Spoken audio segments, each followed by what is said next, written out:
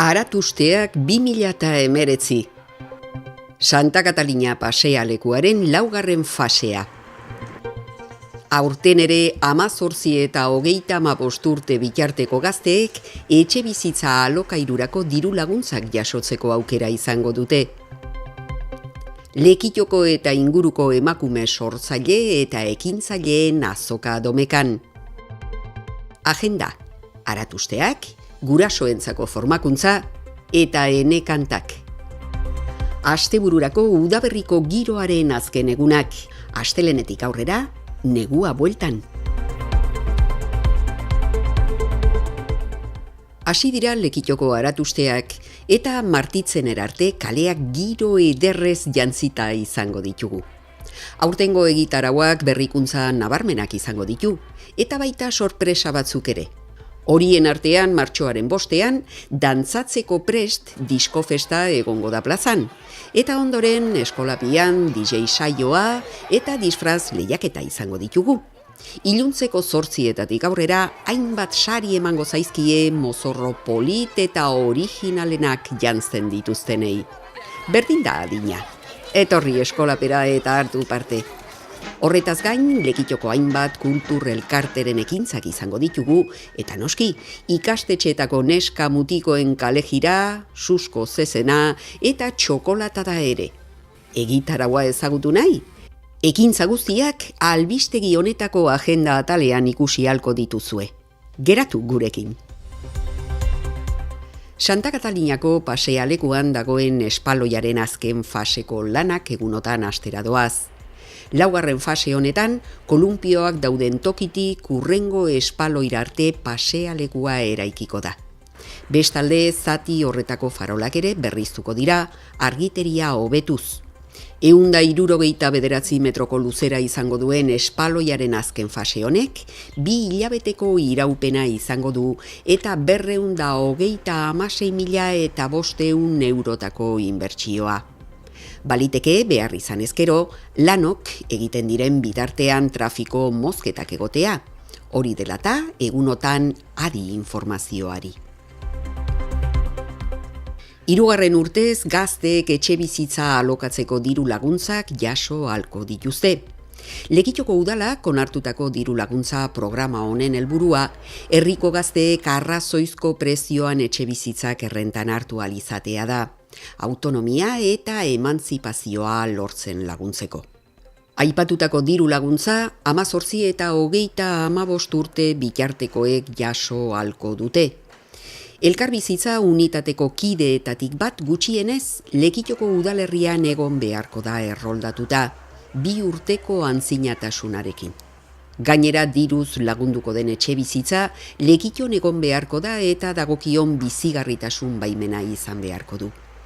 Eskaera epea bihar hasi eta azaroaren 15ean bukatuko da. Informazio gehiago www.lekeitio.eusen.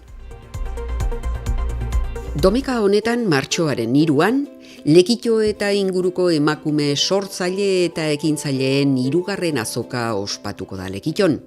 Goizeko 12etatik eguerdiko 3 bitartian.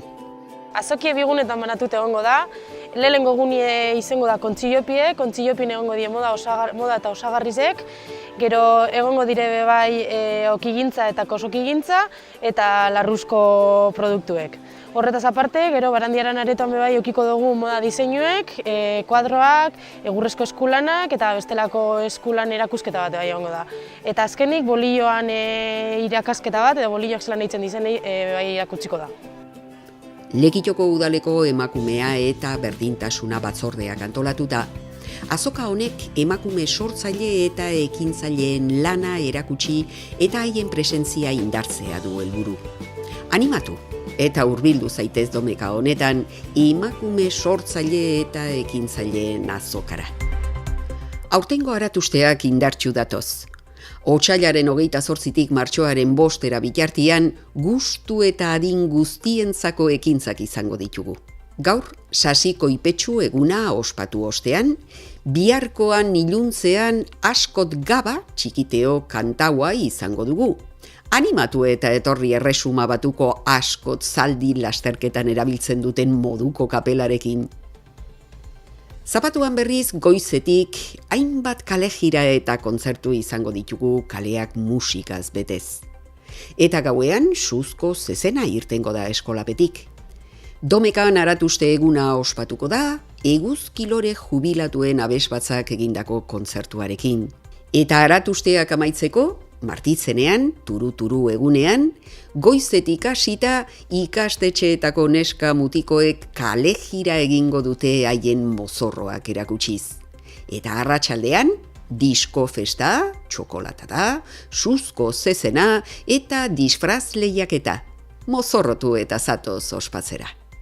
Urrengoa astera begira, martxoaren 6an, futbolariak eta printzesak ikuskizuna egingo da ikusgarri zine aretoan arratsaldeko 6etan. Sarrerak egunean bertan salgai egongo dira lehiatilan euro baten truke. Bestalde, martxoko eta apirileko astelenetan, kulturretxeko txitxintokian formakuntzak egingo dira 12tik 21 urte bitarteko nerabe eta gazteen gurasoei zuzenduta. Izena emateko etxadira deitu behar da. 94405 edota emailez idatzi etxadi@etxadi.org-era. Eta amaitzeko martxoaren 24an, Enekantaken sator jator umentzako ikuskizuna izango dugu ikusgarri zine aretoan arratsaldeko 4:00 aurrera. Sarrerak salgai bihartik aurrera kulturretxian arratsaldez eta Traola estudioan 10 euroren truke.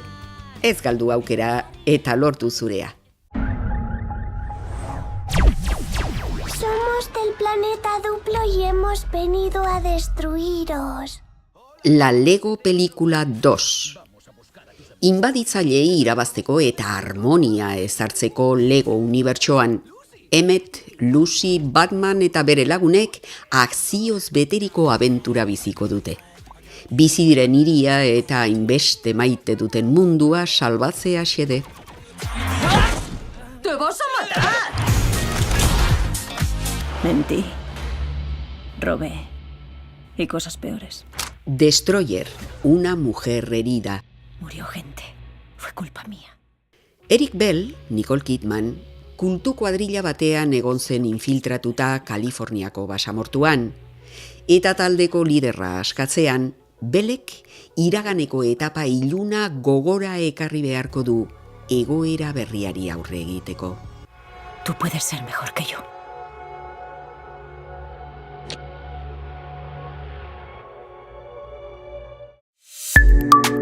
Eguraldia Kito elkarteak babestuta.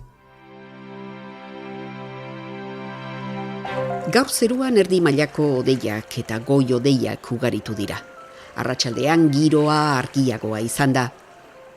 Azpimarragarriena temperaturaren jeitsiera izan da. Eguerdi inguruan 16 eta 18 gradu zentigradu arteko balioak izan ditugu. Barikuan odeiak eta ostarteak.